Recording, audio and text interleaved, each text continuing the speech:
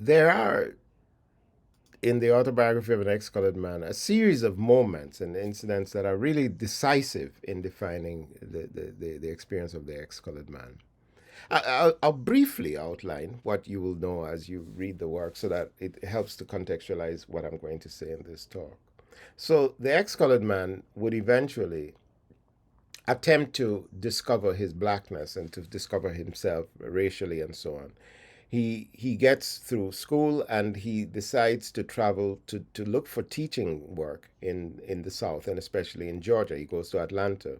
And in Atlanta, he first it becomes his first real encounter with black society and so on, and he has very very mixed feelings and struggles with that idea, but nonetheless he still does that and starts to try and make relations and so on and so forth. He doesn't get work at the historically black institution, but he becomes part of that community.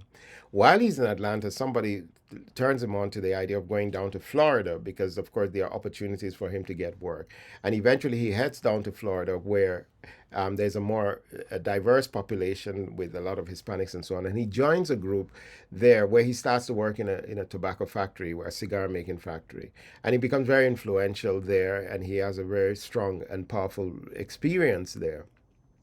Well, while he's in the South, and of course while he's in Florida, he begins to start thinking ambitiously about what he can do with his life.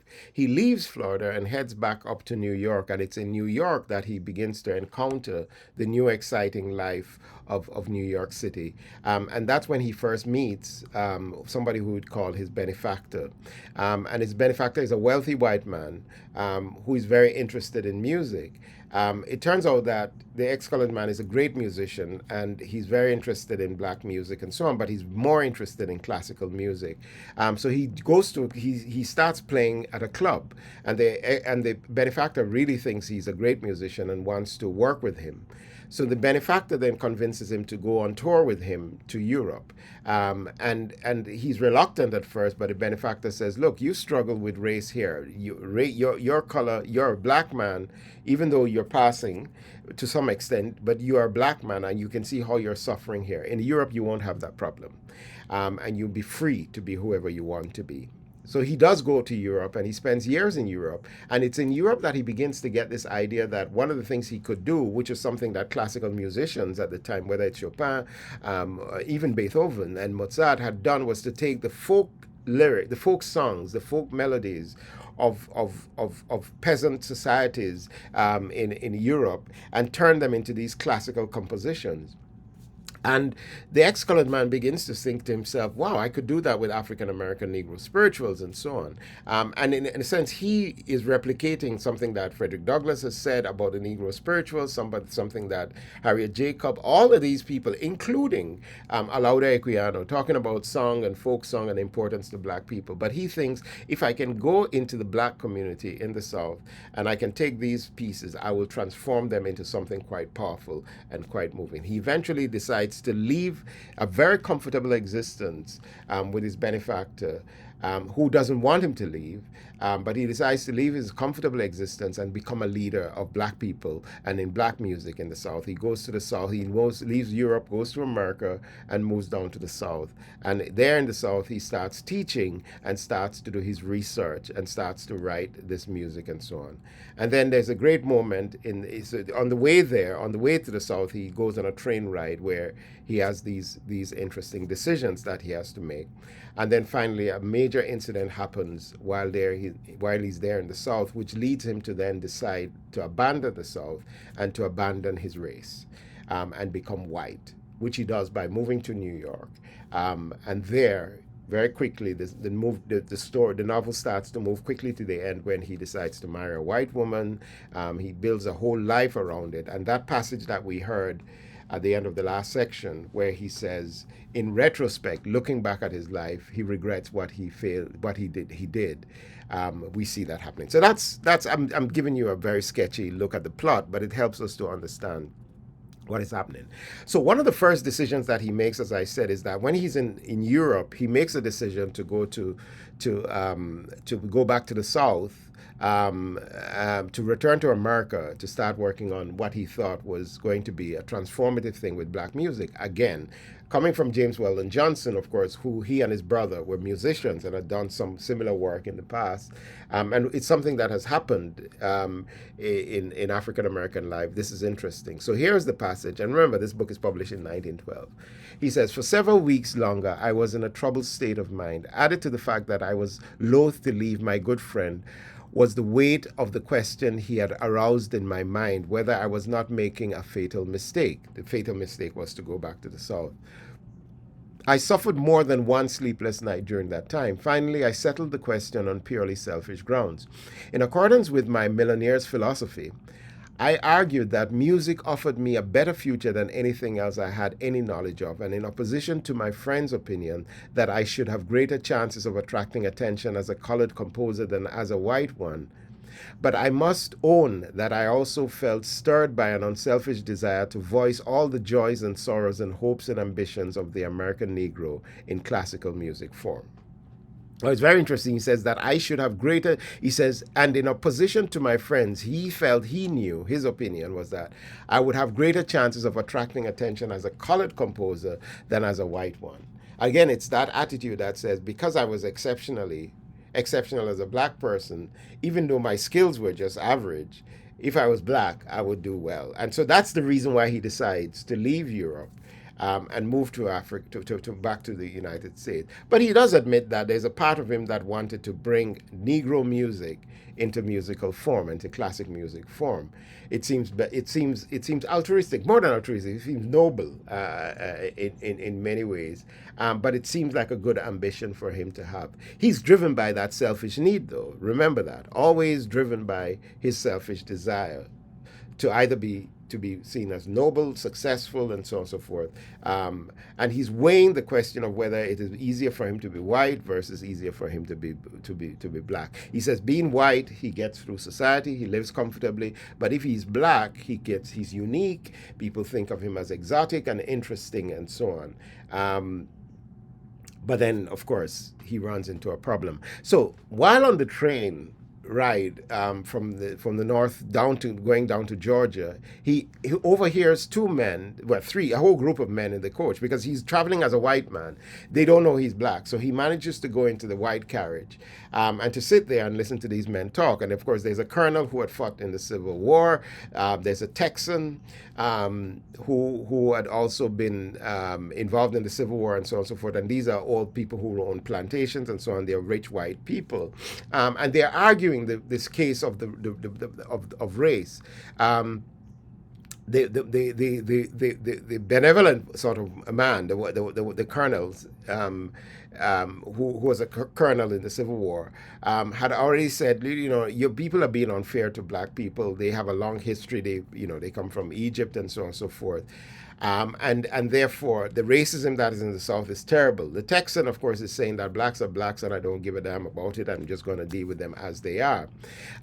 So then we get this interesting moment when the Texan confronts the colonel with a question, right? And it's a very interesting question because, of course, the Texan's argument is that you might say all the things that you heard about black people, but you wouldn't want your daughter to marry a black man. So here's the passage in which this conversation comes to a culmination. "Colonel," said the Texan as he reached into his handbag and brought out a flask of whiskey. They've been fighting, by the way, and now they are reaching this moment where they are sort of going to work out their differences. "You might argue from now until hell freezes over, and you might convince me that you are right, but you will never convince me that I am wrong. All you say sounds very good, but it's got nothing to do with facts. You can say what men ought to be, but they ain't that. So there you are. Down here in the South, we are up against facts, and we are meeting them like facts. We don't believe the N-word is or ever will be the equal of the white man, and we ain't going to treat him as an equal. I'll be damned if we will. Have a drink." Everybody except the professor partook of the generous Texan's flask, and the argument closed in a general laugh and good feeling. The professor had argued in support of the black man, but of course the professor himself was the one who then said, when confronted, would you let your white daughter marry a black man? And he says, absolutely not. But of course, his argument was that I won't let just anybody marry. It's not just race, but it's all kinds of other reasons and so on. But the Texan says, nah, it's because you at heart also agree with us that these men are not equal to us.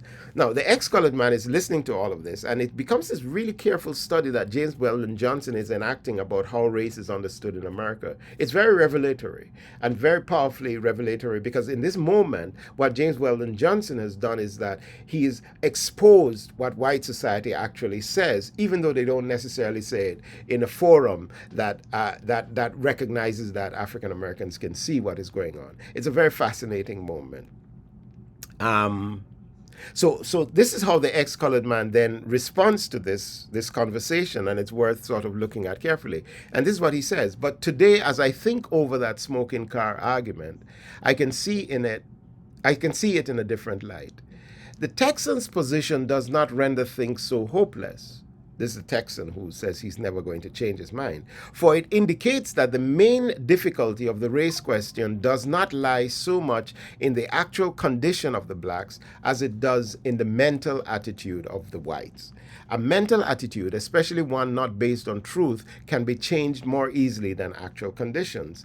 That is to say, the burden of the question is not what the whites are struggling to save 10 it's not that the whites are struggling to save 10 million despondent and moribund people from sinking into a hopeless slough of ignorance, poverty, and barbarity in their very midst, but they are unwilling to open certain doors of opportunity and to accord certain treatment to 10 million aspiring, education, and property acquiring people."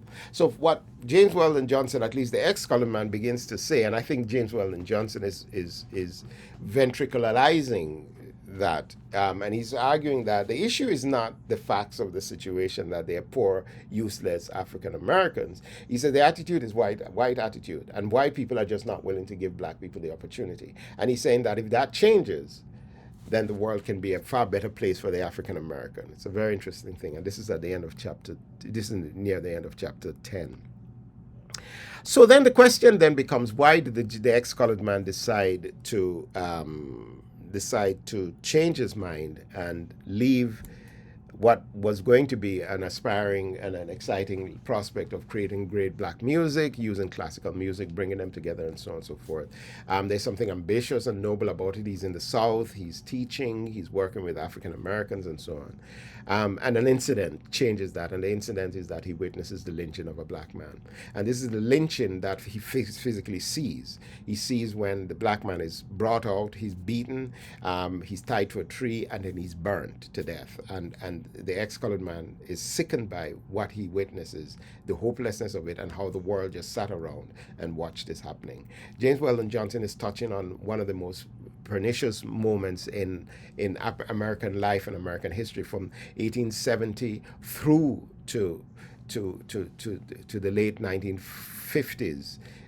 Lynchings were so prevalent in American society, and would continue well into the 1960s, as we can imagine. And he sees this, and in this moment, something happens to the ex-colored man, and it's fascinating to pay attention to the psychology of that moment. The psychology of that moment is that he sees what has happened, he's shocked by it, he's appalled by it, and then he makes a decision. So listen to the passage. He's sitting there after witnessing it, and he says, "How long I sat with bitter thoughts running through my mind, I do not know. Perhaps an hour or more. When I decided to get up and go back to the house, I found that I could hardly stand on my feet. I was as weak a man as a man who had lost blood. However, I dragged myself along with the central idea of a general plan well fixed in my mind. I did not find my school teacher friend at home, so I did not see him again. I swallowed a few mouthfuls of food, packed my bag, and caught the afternoon train. When I reached Macon, I stopped only long enough to get the main part of my luggage and to buy a ticket for New York. All along the journey, I was occupied in debating with myself the step which I had decided to take. I argued that to forsake one's race to better one's condition was no less worthy an action than to forsake one's country for the same purpose. Notice what he's saying. I argued that to forsake one's race to better one's condition was no less worthy an action than to forsake one's country for the same purpose. He's saying essentially that if I want to better my position, then I could become a traitor to my country. I can abandon my country in the same way that I should abandon my race, as long as the goal is to better my condition. And he said it's no worse. I finally made up my mind that I would neither disclaim the black race nor claim the white race, but that I would change my name, raise a mustache, and let the world take me for what it would. That it was not necessary for me to go about with a label of inferiority pasted across my forehead. It's a really powerful statement.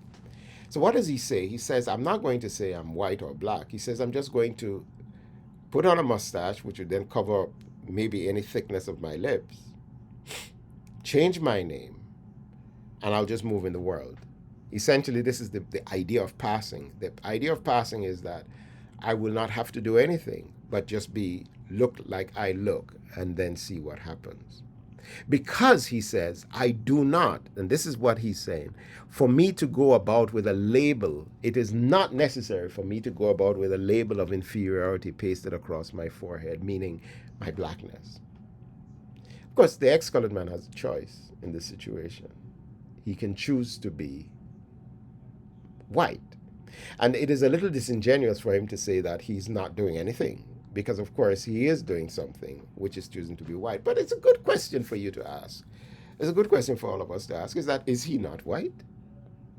If he looks white, is he not white?